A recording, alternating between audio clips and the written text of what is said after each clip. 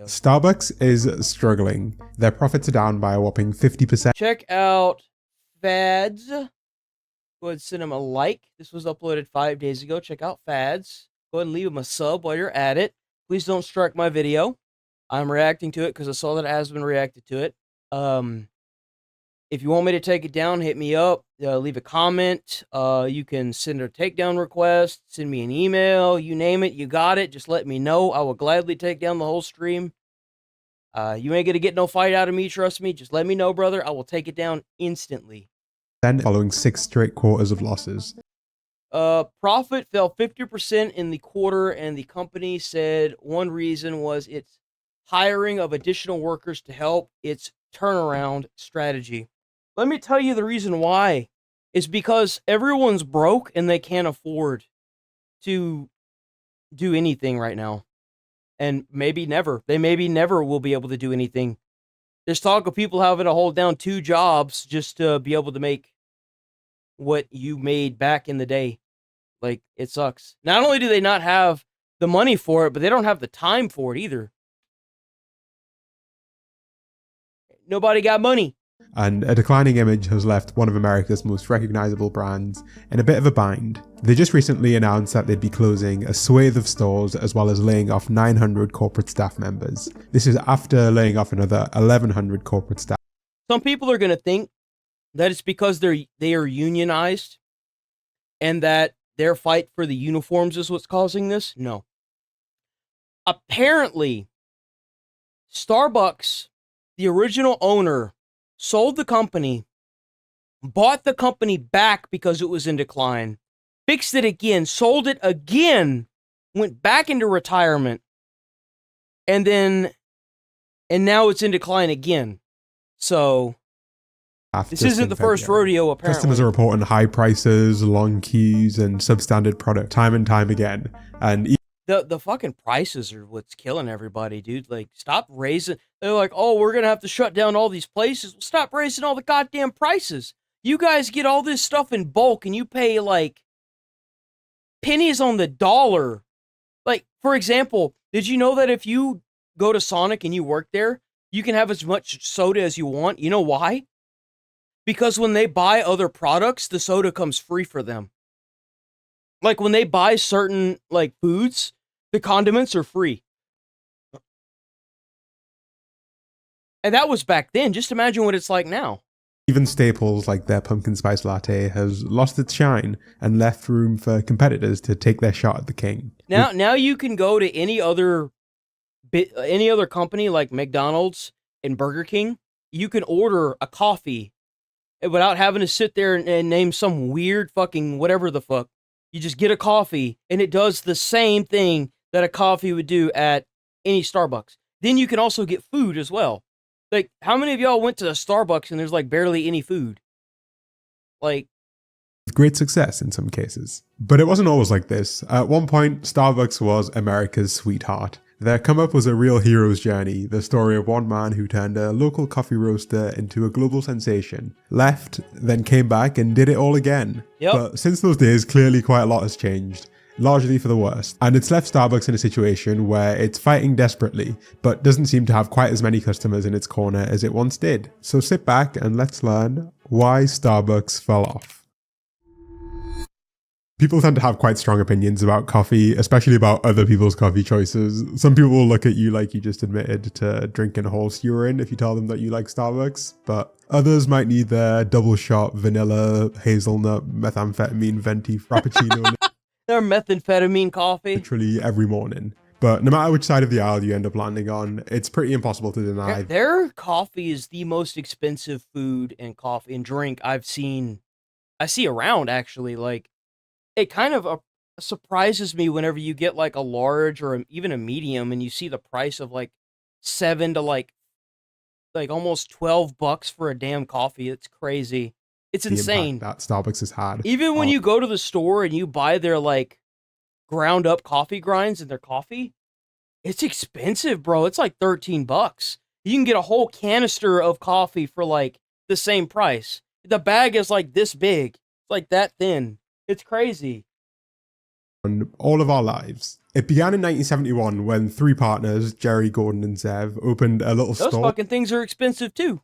in Seattle's Pike Place Market. They had no intention of actually making coffee. Instead, they sold like roasted coffee beans, teas, and spices. And they did fine, really. They became a staple of the local community, a place where you could go get your beans, come home, and then brew them for the family. But things changed in 1982 with the arrival of one man, and a name that you might want to remember, Howard Schultz. In 1982, Howard Schultz joined as head of marketing, and on one of his very first business trips, he visited Milan, Italy, and experienced something that would completely change his business back home. Italian 7 to 3.5 everywhere. But no good thing lasts forever, unfortunately. The pandemic set in motion the real shift for Starbucks. The concept of The hanging out. pandemic set into motion a shift for everybody. That's whenever the wealth inequality skyrocketed. It absolutely exacerbated everything by at least 20 years. Easily. You're not seeing prices double since the pandemic. You're seeing them triple and quadruple since the pandemic at this point. It's kind of sad that one thing like that can exacerbate and show how everything really is. Indoors. It wasn't even a full year. It was like, it's kind of insane. Which Starbucks had built its entire model on, was immediately cancelled, right? Coffee culture went back almost overnight to being incredibly individual. And the big winners from this were the drive-through coffee shops like Dutch Bros and Seven Brew, which grew steadily throughout this period. Starbucks did try to ride the wave by pushing their apps and their collection-only stores, but they were already in too deep with the old model and stuck between two worlds. Post-pandemic, almost 60% of coffee is actually ordered at drive-thrus in the US, and it's growing year on year. The pandemic was really this huge turning point for how people chose to spend their time, and sitting in a Starbucks was one of the first things to be cut from the budget. And despite the fact that their market... You know why? Because people who were never at home and never were homebodies realized that they like being at home. And they realized how much they hated work. But nobody goes to work because they like their job. And I can't... Well, I mean, there are some people that do what they like for a living, but that percentage is so low that it's not even... It's laughable. It's laughable. People work because they've got to pay bills. Like, whenever you get hired at a job and a person, or you're trying to get hired at a job, and the person that's hiring you, you're like, how much am I going to get paid? And these employers, they always try to tiptoe around it, or they'll always throw out, well, we're not really in it. We're not really here. Or like our biggest thing isn't the pay. You know, we like to do this and that. And it's like, what the fuck are you going to pay me with? Fucking stickers? I don't give a fuck about that. I need to pay bills, bitch. That's the whole reason. That's the whole point of me having to go out into the world, is to pay for fucking bills. Like, why the fuck else would I be here? How much money you gonna give me? And the materials would have you believe that they really want to be a community location where people can hang out. The reality is that Starbucks is a $90 billion corporation, and they've done all of the same. They were able to become a $90 billion corporation because think about like how cheap it is. Like, for example, Subway. Subway did this. They made the location so easy to afford for people who want to run the locations that they popped up everywhere. And they ended up cannibalizing themselves because they could not afford to keep them running. So they ended up shutting down so many Subways. I think the same thing's happening to the Starbuckses as well. Because, like, think about how small a Subway is. And compare that to a Starbucks. Think about that. Because that's exactly what's going on. You've got all these people that are trying to pop up with a new Starbucks. That you'll have, like, you'll go down the road and you'll see a Starbucks. And then you make, like, 3 lefts and a right. And then there's another Starbucks. So, of course, they're shutting down.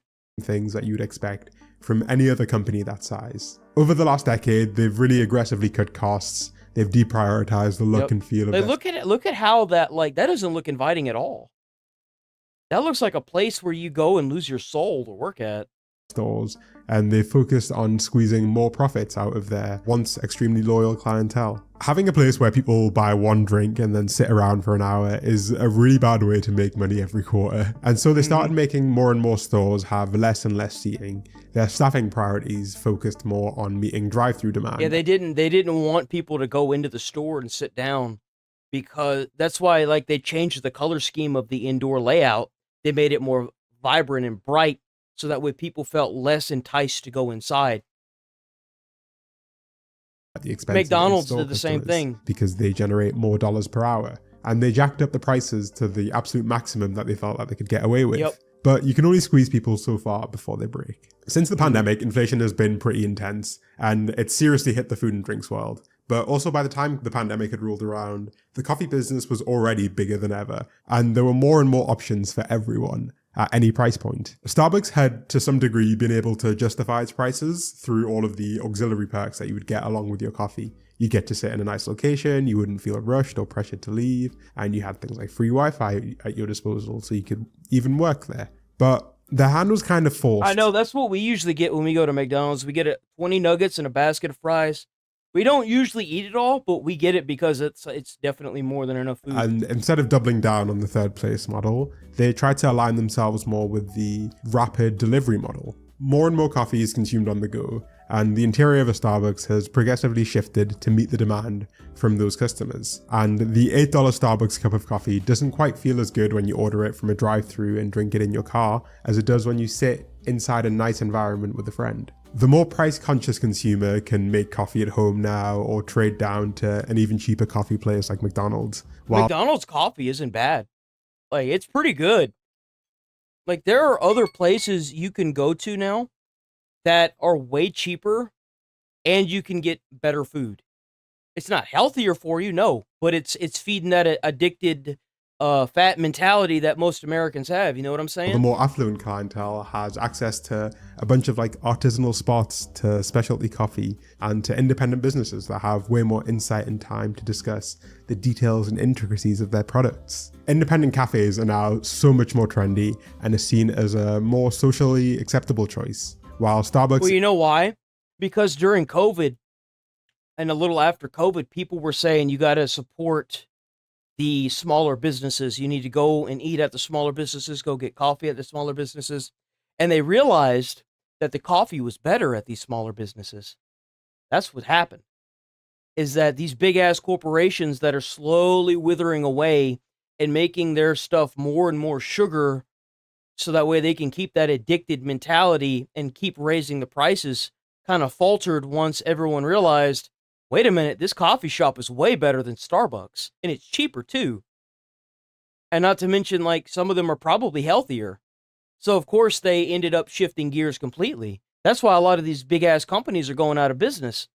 Because whenever, after COVID, people were saying, you got to go support the local businesses. And they did that and realized they're way better. Because they are. They're so much better. They're better for the community, too.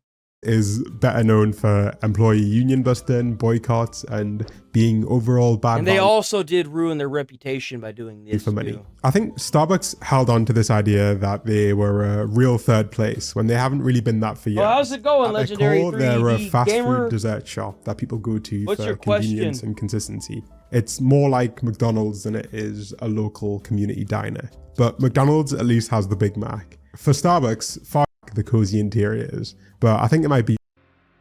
When you think of coffee culture, China might not be the first country expected.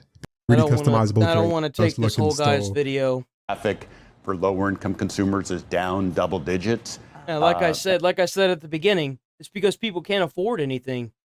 That's what happens when you keep putting pressure on these people that are already struggling just to be able to afford groceries every fucking week. You can't afford anything, so of course they would do that. That's what happens.